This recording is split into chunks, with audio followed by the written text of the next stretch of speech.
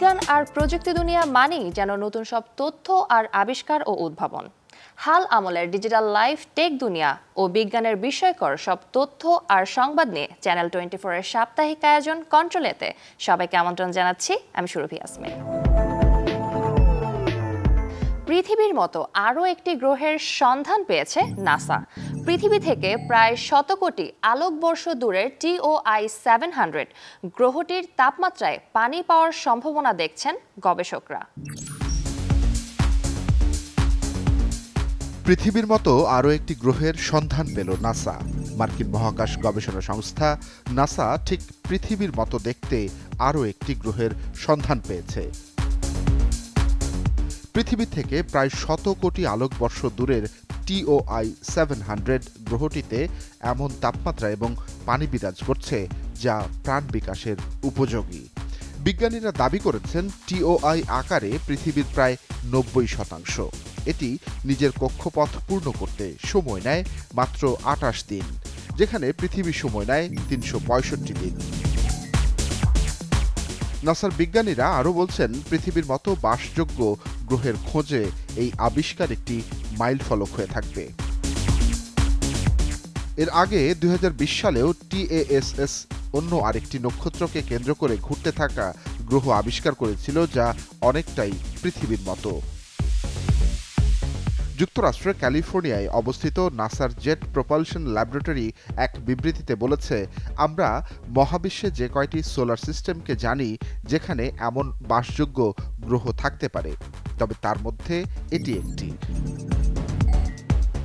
NASA জানিয়েছে TOI 700 গ্রহটি পৃথিবী থেকে 100 আলোকবর্ষ দূরের ডোরাডো নক্ষত্রপুঞ্জের একটি শীতল তারকাকে কেন্দ্র করে আবর্তিত হয়। এম ডোয়ার্ফ বা বামন শ্রেণীর এই তারকাগুলোর আকার আকৃতি সাধারণত আমাদের সৌরজগতের সূর্যের মতোই হয়।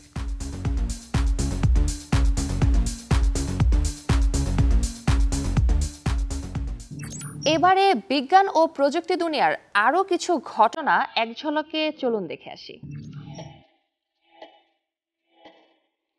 আসুসের নতুন ল্যাপটপ শক্তিশালী পারফরমেন্সকে ফোকাস করে বিস্তৃত পরিসরে ল্যাপটপ বাজারে আনার ঘোষণা দিয়েছে Asus Republic of gamers.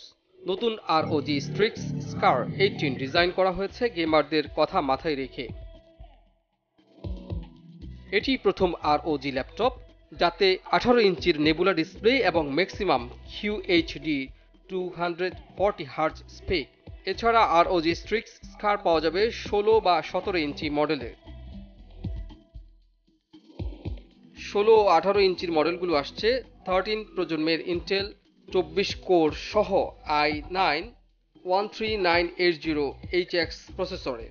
ROG Strix Scar 17 আসছে AMD Ryzen 9 Gen 4 প্রসেসরে।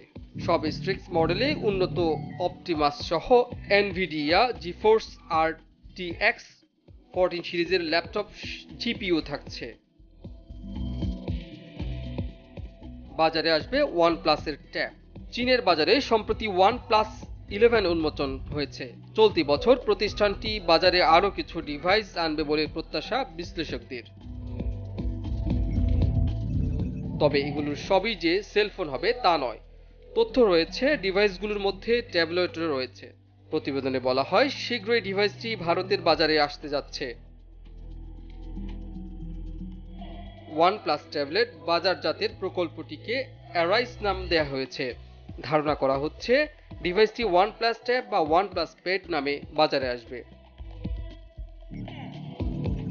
OnePlus 11R এর সঙ্গে ট্যাবটি উন্মোচন করা হতে পারে, তবে ডিভাইসটি ঠিক কবে নাগাদ বাজারে আসবে সে বিষয়ে পরিষ্কার কোনো তথ্য নেই।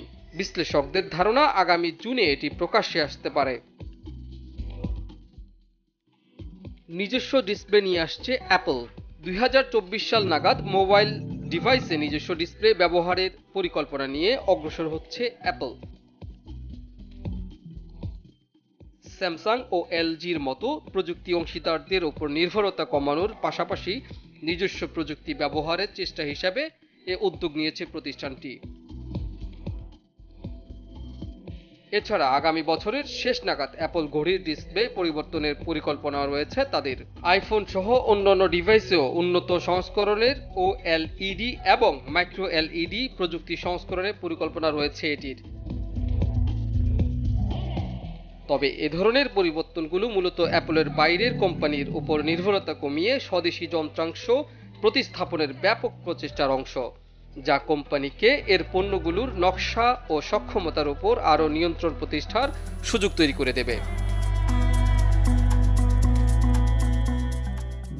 অনুষ্ঠানে এবারে ছোট্ট একটা বিরতি।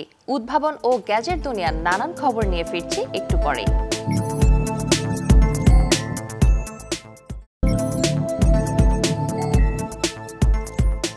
মুঠোফোন আর হরেক রকম গ্যাজেট নিয়ে আমাদের ব্যস্ত জীবন।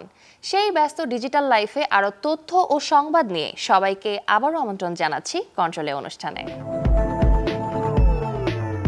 ট্রেন্ডি ও স্টাইলিশ স্মার্টফোনের দিকে ঝুঁকছে তরুণ প্রজন্ম।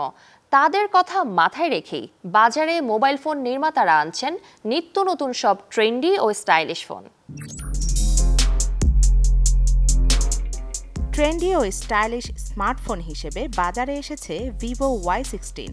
এই ফোনে রয়েছে একটানা 7 ঘন্টা গেমিংয়ের সুযোগ। যারা OTT প্ল্যাটফর্মে সিনেমা বা সিরিজ দেখে অবসর সময় কাটান তাদের এই ফোন ভীষণ কাজের। ভিভো Y16-এ একবার চার্জ দিয়ে টানা 18 ঘন্টা সিনেমা বা যে কোনো ভিডিও দেখা যাবে।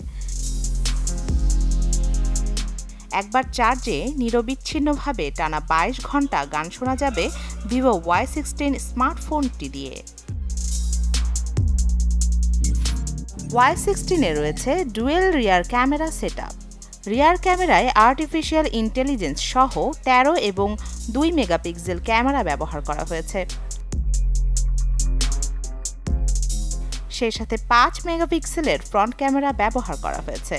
স্মার্টফোনটিতে 4 জিবি র্যাম, সাথে আরও 4 জিবি এক্সটেন্ডেড র্যাম এবং 64 জিবি স্টোরেজ ব্যবহার করা হয়েছে।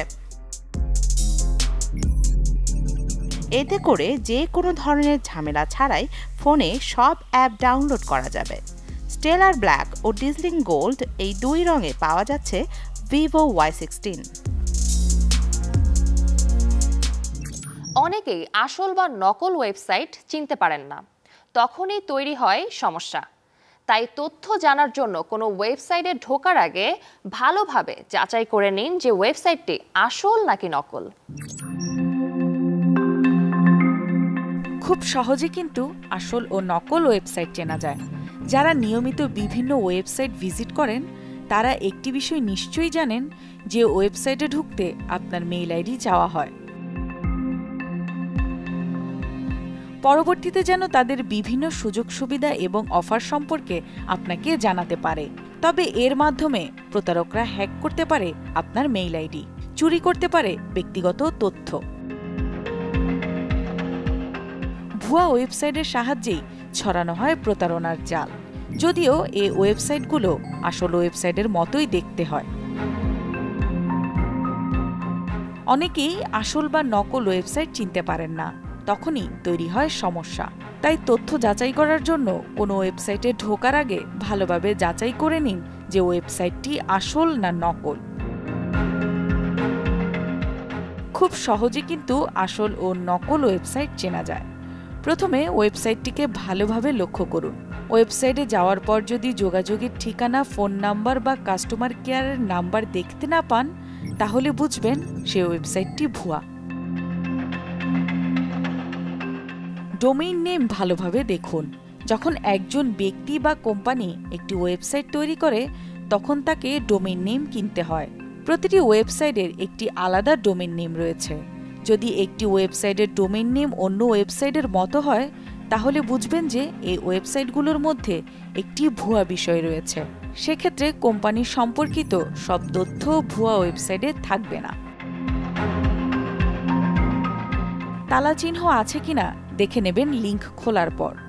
সেফ ব্রাউজিং টুল ব্যবহার করুন। চমকানো আরো খবর ও তথ্য নিয়ে বিরতির পর আবারও ফিরবো কন্ট্রোলে অনুষ্ঠানে, সঙ্গেই থাকুন।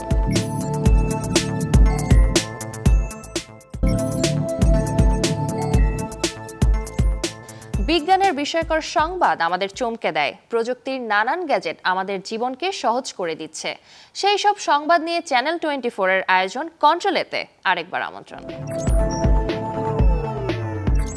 বিজ্ঞানীরা জানাচ্ছেন এখন থেকে ত্রিমাত্রিক ভার্চুয়াল দুনিয়ায় বিভিন্ন দৃশ্য দেখার সময় স্পর্শের অনুভূতি পাওয়া যাবে। শুধু তাই না, ফুলসহ বিভিন্ন খাবারের ঘ্রাণও পাওয়া যাবে। এখন সময় যেন সব ভার্চুয়াল দুনিয়ার। মেটাভার্সে ব্যবহারকারীদের নতুন সুবিধা দিতে কাজও শুরু করেছে বিভিন্ন প্রযুক্তি প্রতিষ্ঠান। মেটাভার্সে ঘ্রাণ ও স্পর্শের অনুভূতি কি আসলেই পাওয়া সম্ভব? এই প্রশ্নের উত্তর দিতে গন্ধ ও স্পর্শের অনুভূতি দিতে সক্ষম ভার্চুয়াল রিয়েলিটি ভিআর হেডসেট প্রদর্শন করেছে তাইওয়ানের প্রযুক্তি প্রতিষ্ঠান HTC এবং যুক্তরাষ্ট্রভিত্তিক ওভিআর টেকনোলজি। ওভিআর টেকনোলজির ভিআর হেডসেটের সঙ্গে প্রাথমিকভাবে সুগন্ধিযুক্ত কার্ট্রিজ রয়েছে, যা হেডসেটে দেখানো দৃশ্য অনুযায়ী বিভিন্ন ধরনের ঘ্রাণ তৈরি করতে পারে। ভার্চুয়াল দুনিয়ায় ফুলের বাগানে ঘুরে বেড়ানোর সময় বাগানে থাকা ফুলগুলোর আদলে ঘ্রাণ পাওয়া যাবে। এই বছরের শেষ নাগাদ হেডসেটটি বাজারে আসতে পারে। অ্যাপল, মাইক্রোসফট ও মেটার মতো বড় বড় প্রযুক্তি প্রতিষ্ঠান পরিধানযোগ্য প্রযুক্তি পণ্যের পাশাপাশি ভার্চুয়াল দুনিয়া তৈরিতে ব্যাপক বিনিয়োগ করেছে। তবে বাজার বিশ্লেষকদের ধারণা, ভার্চুয়াল দুনিয়ার ঘ্রাণ ও স্পর্শের অনুভূতি দিতে সক্ষম প্রযুক্তি পণ্যগুলো ভোক্তা পর্যায়ে সহজলভ্য হতে আরও কয়েক বছর সময় লাগতে পারে।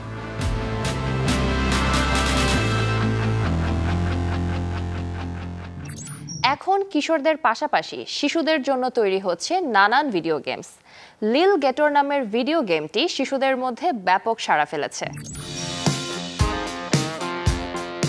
শিশুদের গেমিংয়ের সঙ্গে পরিচয় করিয়ে দেওয়ার জন্য সহজবোধ্য ও মজার গেম তৈরিতে বেশিরভাগ নির্মাতারই অনীহা দেখা যায়।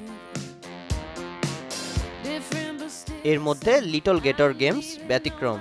তাদের আরপিজি গেম লিল গেটর শিশুদের আরপিজি ঘরানার প্রতি আগ্রহী করার জন্য চমৎকার।